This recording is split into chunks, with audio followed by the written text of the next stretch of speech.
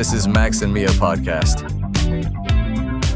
Hey everyone, welcome back to Max and Mia podcast. I'm Max. And I'm Mia. We're so glad you're here with us today. How's everyone doing? We hope you're having a fantastic day wherever you are. Yeah, whether you're listening on your way to work, at the gym, or just chilling at home, we're really happy you decided to spend some time with us. Absolutely. So before we jump into today's topic, we've got something exciting for you. You know how in previous episodes we've challenged you with different activities? That's right, and today is no different. We've prepared a fun writing challenge that we think you're really going to enjoy. Here's what we want you to do. In the comments section, tell us about your favorite food. But wait, don't just write pizza or tacos and leave it at that. Exactly! We want you to really describe it. What does it taste like? Is it sweet, spicy, or savory? What about the texture? Is it crunchy, creamy, smooth? And most importantly, tell us why you love it so much. Does it remind you of your childhood? Is it something you only eat on special occasions? Use as many adjectives as you can. This is a great way to practice your writing skills. And here's the cool part. You'll also learn tons of new vocabulary by reading what other listeners share. It's like a vocabulary exchange. You can do this anytime, right now, while you're listening to today's episode or after we finish. Whatever works best for you. So don't be shy. Head to the comments and share your delicious descriptions with us and the community. All right, now that we've got that sorted out, let's dive into today's episode. So, today's episode is all about something we've all experienced at some point in our lives. Organizing a get-together with friends or family. Oh yes, and this is especially relevant right now since December is here. In many cultures, this month is full of gatherings, dinners, and celebrations. Speaking of December, by the way, it's also the perfect time to start thinking about New Year's resolutions and goals for the upcoming year. Actually, Matthew and Rachel talked all about this in the last episode, so if you haven't checked that out yet, make sure to listen to it after this one. Definitely worth a listen. But back to today's topic. Organizing a meal or party with your loved ones might sound simple, but there's actually a lot of planning involved, right? Absolutely. And that's why our first conversation today is going to be super useful. We'll hear two friends planning a dinner together, and you'll notice they use lots of practical language. You're going to hear examples of countable and uncountable nouns with quantifiers. You know, words like some, any, a few, a little, and so on. Plus, there are indefinite pronouns like someone, anything, everyone, words that are super handy in everyday conversations. And of course, we've packed in plenty of vocabulary and phrasal verbs that you can start using right away. So get ready. Let's listen to our first conversation and see how these two friends organize their dinner party. Pay close attention to how they talk about food, quantities, and making plans. Here we go. Hey, Tom. So tomorrow night's the big dinner. I've been thinking about everything we need to prepare. Do you have a minute to go over the list? Yeah, sure. I'm actually a bit worried we might be missing something. How many people are coming again? Well, let's see. There's you and me, obviously. Then we've got Lisa, Mark, and Jenny confirmed. Oh, and I think someone from your work is coming too, right? Oh yeah, David said he could make it. So that's 6 people in total. Okay, not too bad. What about the food? Have you figured out what we're cooking? I was thinking we could do a nice pasta dish as the main course. Everyone likes pasta, don't they? And maybe some grilled chicken on the side for anyone who wants a bit more protein? Sounds good to me. Do we have everything for that? Like, do we need to pick up anything from the store? Well, I checked the fridge this morning and we've got some vegetables, carrots, onions, and a little bit of garlic left. But we definitely need to buy more tomatoes. I'd say we need at least 6 or 7 for the sauce.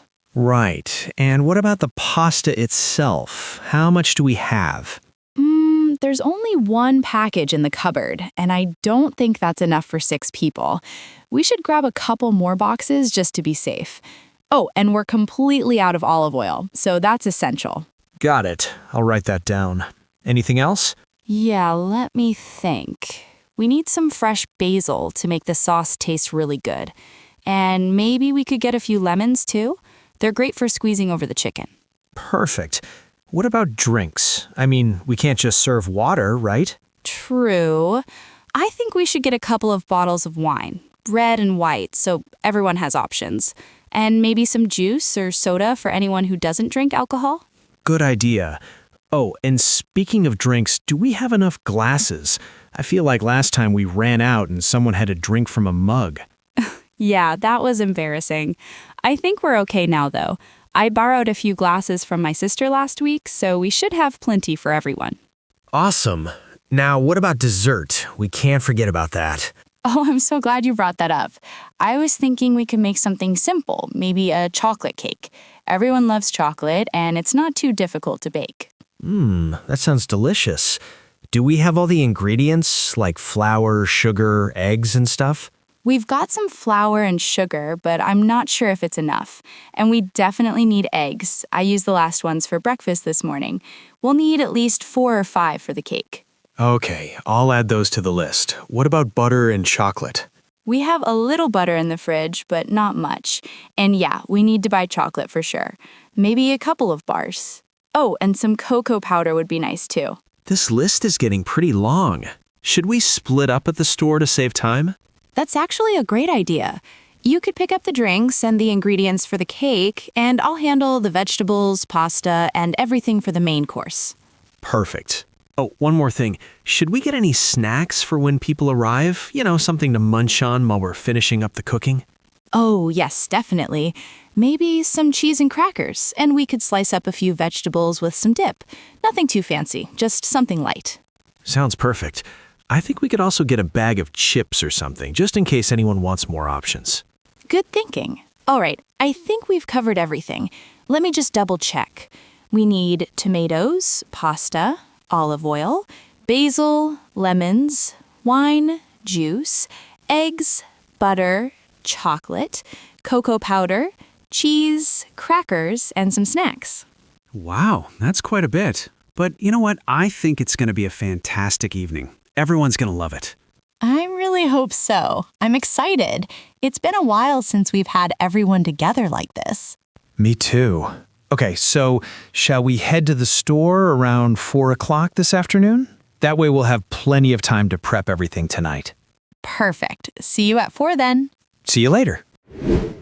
All right. So, what did you think of that conversation? Pretty realistic, right? Absolutely. I mean, that's exactly how planning a dinner goes. You've got to think about so many things. The food, the drinks, how many guests are coming. Exactly. And did you notice how Sarah and Tom used quantifiers throughout their conversation?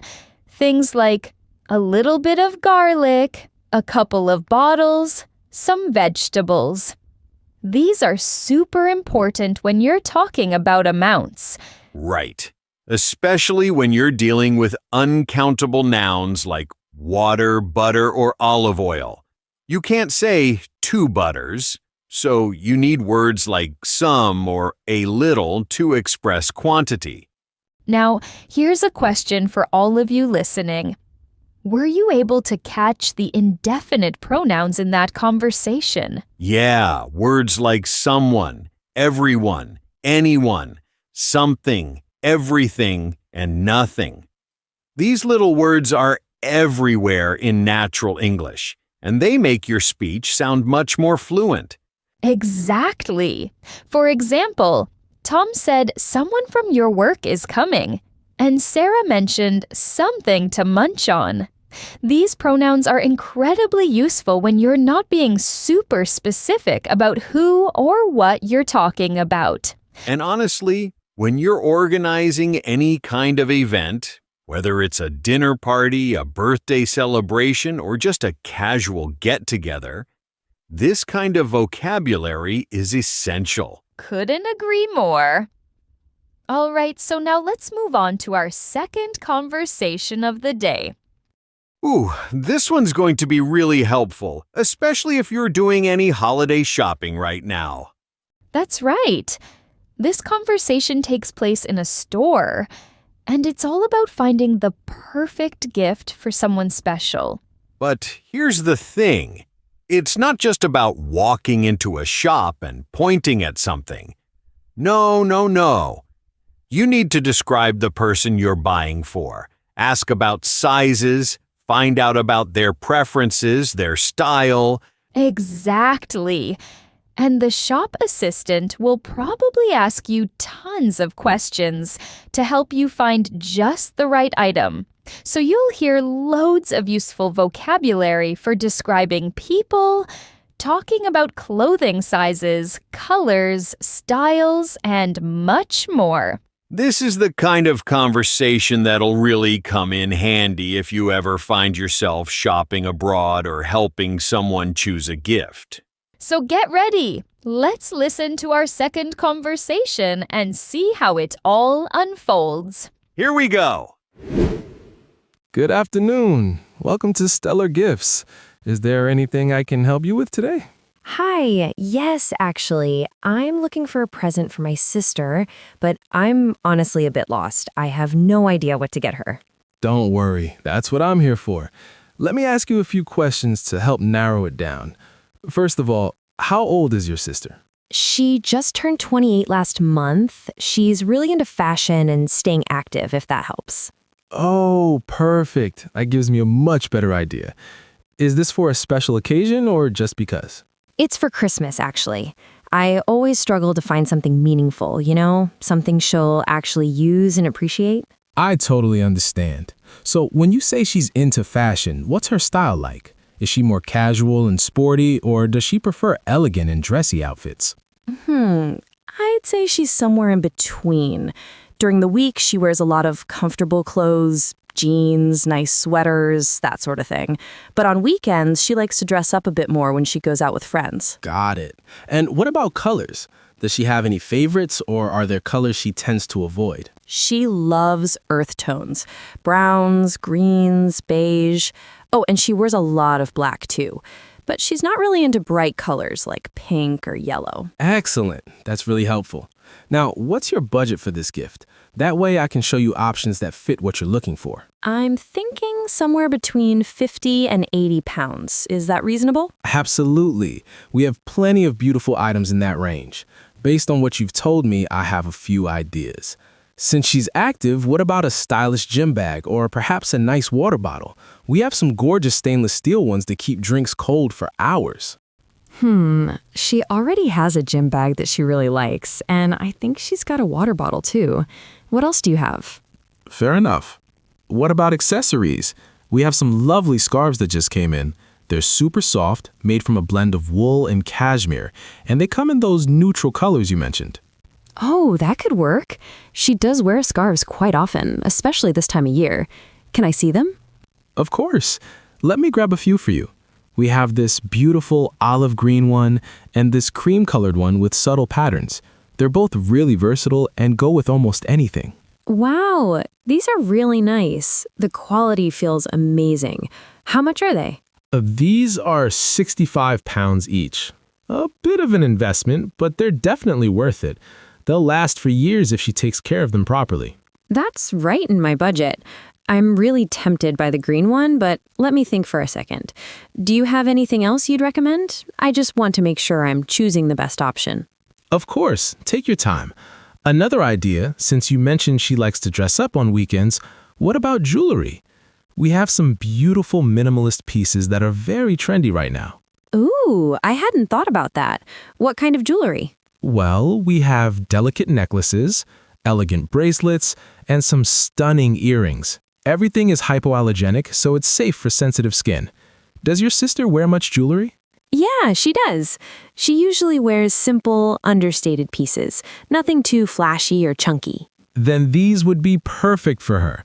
Look at this silver necklace with a small pendant. It's very subtle and elegant. You can dress it up or down depending on the outfit. That's gorgeous, and it would definitely match her style. How much is it? This one is 70 pounds. It comes in a lovely gift box too, so you wouldn't need to worry about wrapping it. Oh, that's convenient. Now I'm torn between the scarf and the necklace. They're both so nice. I know, it's tough, but think about what she might need more. Does she have plenty of scarves already, or would the necklace be something more unique for her collection? You know what? I think she has quite a few scarves, actually. The necklace feels more special, more personal somehow. I think that's a wonderful choice. She's going to love it. Would you like me to wrap it up for you? Yes, please. Actually, do you have any gift cards or a nice note I could include? Absolutely. We have complimentary cards right here. You can write a personal message if you'd like. Perfect. Thank you so much for all your help. You've made this so much easier than I expected. You're very welcome. I'm sure your sister will be thrilled with this gift. Merry Christmas! Merry Christmas to you too. So, there you have it. Shopping for gifts can actually be pretty straightforward when you know how to describe what you're looking for. Exactly. And I love how the shop assistant asked all those helpful questions. Age, style, favorite colors, budget. Those are the kinds of details that really make a difference when you're trying to find something special. For sure. And remember, whether you're shopping in English or just trying to describe someone, this vocabulary is super practical. Words like understated, versatile, elegant. These help you paint a clear picture. Absolutely. Now, before we move on to our final topic, we want to ask you for a quick favor. Yeah. If you're enjoying today's episode and finding these conversations useful, please hit that like button and subscribe to our podcast. It really helps us reach more English learners like you. And don't forget about our writing challenge from the beginning. Head to the comments and describe your favorite food using lots of juicy adjectives. We can't wait to read what you share. All right, so let's talk about our last topic for today. And honestly, this one is, well, not the most glamorous part of hosting, but it's definitely necessary. You're talking about cleaning, aren't you? Exactly. When you're expecting guests, you can't just focus on the food and decorations. You've also got to make sure your home is actually, clean. Right. Nobody wants their friends walking into a messy living room or a kitchen with dirty dishes piled up in the sink. It's all about making a good impression. And let's be real. This is something we can all relate to. We've all been there, scrambling around the house an hour before people arrive, trying to tidy up everything. Oh, absolutely. It's the part nobody really enjoys, but it has to be done. So in this next conversation, you'll hear two roommates getting their place ready before guests arrive. And you're going to pick up some really useful language about household chores, responsibilities, and organizing your space. Trust me, this vocabulary comes in handy whether you're hosting a party or just doing your weekly cleaning routine. So let's dive in and see how these two tackle their cleaning challenge. Oh man, I just realized people are coming over in like 2 hours and this place is a disaster. I know. We really need to get moving. Okay, let's make a quick plan. What absolutely has to be done? Well, first of all, we have to vacuum the living room. Look at this rug, it's covered in crumbs and dust. It's embarrassing. You're right. Can you handle that while I sort out the kitchen? We've got dishes everywhere and the counter is a complete mess. Sure, no problem. But listen, what about the bathroom? We must clean that too. Nobody wants to use a dirty bathroom. Good point. After you finish vacuuming, could you give the bathroom a quick scrub? I'll do the dishes and wipe down the kitchen surfaces. All right, deal. Oh, and we need to put away all this stuff that's just lying around. There are books on the couch, shoes by the door, random papers on the table. Yeah, let's throw out anything we don't need first. Like these old newspapers and empty boxes, they're just taking up space. Agreed. I'll grab a garbage bag. What about your coat that's been hanging on that chair for like a week? Can you hang it up properly? Yes, I'll take care of that. And honestly, we should probably dust the shelves too. They look pretty bad. True, but do we have time for that? Maybe we can just dust the most visible areas quickly. That works. I'll grab a cloth and do a speed round while you're vacuuming. Oh wait, what about the carpet in the hallway? It's got that stain from last week's coffee spill. I forgot about that. We really need to get that cleaned properly, but there's no time now. Maybe we can just put a small rug over it for tonight? That's actually not a bad idea. Okay, so let me make sure we're on the same page. You're gonna vacuum, clean the bathroom, and put away the random stuff. I'm doing the dishes, wiping the kitchen, and dusting quickly. Perfect. And we both need to throw out the trash and sort out any clutter that's making the place look messy. Exactly. You know what? We can do this. It's only 2 hours, but if we focus and work together, the place will look decent. Definitely. Let's just make sure we don't forget to clean the coffee table too. There are rings from mugs all over it. Oh yeah, I'll wipe that down when I'm doing the kitchen. All right, let's stop talking and start cleaning. Agreed. I'll start with the vacuum right now. See you in the clean version of our apartment. Let's hope so. And that's how you get things done when you're racing against the clock. I love how Jake and Emma divided up the tasks. That's honestly the smart way to tackle any big cleaning job. Work as a team and focus on what's most important. Exactly. And all that vocabulary about chores and household tasks, super useful, not just for hosting, but for everyday life. Absolutely.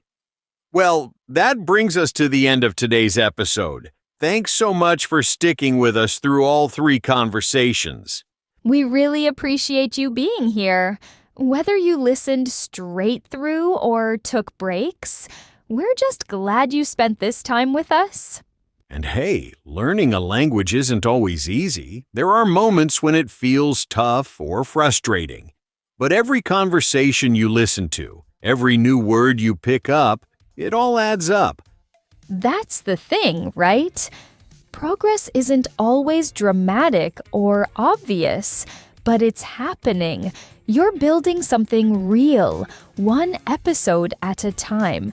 So don't get discouraged if things feel slow sometimes. You're doing great, and we're here cheering you on. All right, before we go, don't forget that writing challenge. Tell us about your favorite food in the comments.